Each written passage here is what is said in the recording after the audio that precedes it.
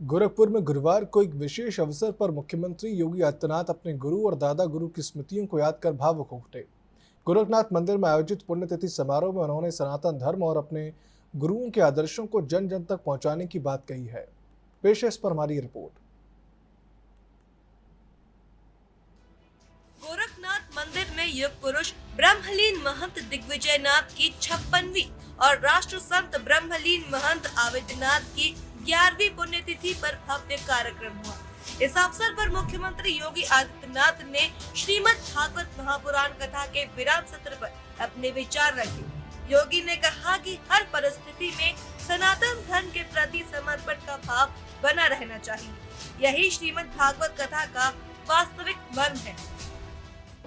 समाज को तोड़ने की वाली ताकतें लगातार काम कर रही हैं, इससे भी वे चिंतित रहते हैं और इसके लिए यावत जीवन सामाजिक समरसता के लिए कार्य करना है, छूआछूत और अस्पृश्यता के खिलाफ अभियान चलाना है, लगातार इन सभी के लिए कार्य करते रहे। जीवन का कोई ऐसा पक्ष नहीं था जो भारत के हित में हो, सनातन धर्म के हित में हो।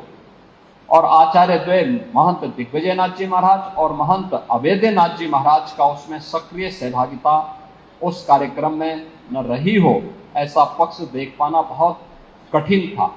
और उन स्थितियों में जब इस साप्ताहिक कार्यक्रम की श्रृंखला को आगे बढ़ाने की बात आती है, तो गोरक्षपीठ प्रतिवर्ष अपने इन पूज्य संतों के प्रति कृतज्ञता ज्ञापित करते हुए यहाँ पर साप्ताहिक कार्यक्रम आयोजित करती है।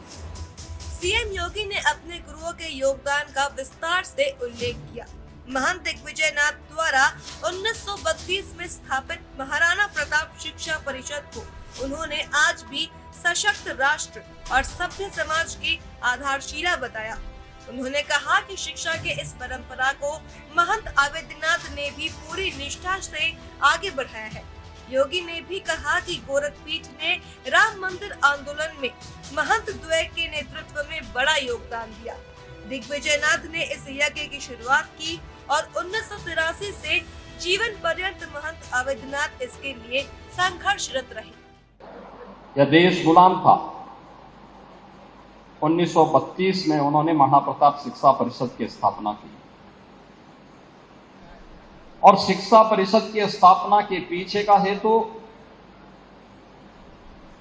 कोई श्रेय लेने के लिए नहीं, बल्कि महाराणा प्रताप जैसे वीर योद्धा को जो देश और धर्म के लिए जिनका प्रथम योगदान है, स्वदेश और स्वधर्म के लिए बलिदान क्या होता है, यह प्रेरणा हर भारतवासी को महाराणा प्रताप से प्राप्त होती है। तो महाराणा प्रताप के प्रति कृतज्ञता ज्ञापित करते हुए उनके नाम पर उन्होंने पहली संस्था स्थापित की। मुख्यमंत्री ने महंत आदित्यनाथ की सामाजिक दृष्टि को भी याद किया। उन्होंने कहा कि वे समाज को तोड़ने वाले ताकतों से चिंतित रहते थे और जीवन भर सामाजिक समरसता को बढ़ाने का काम करते रहे।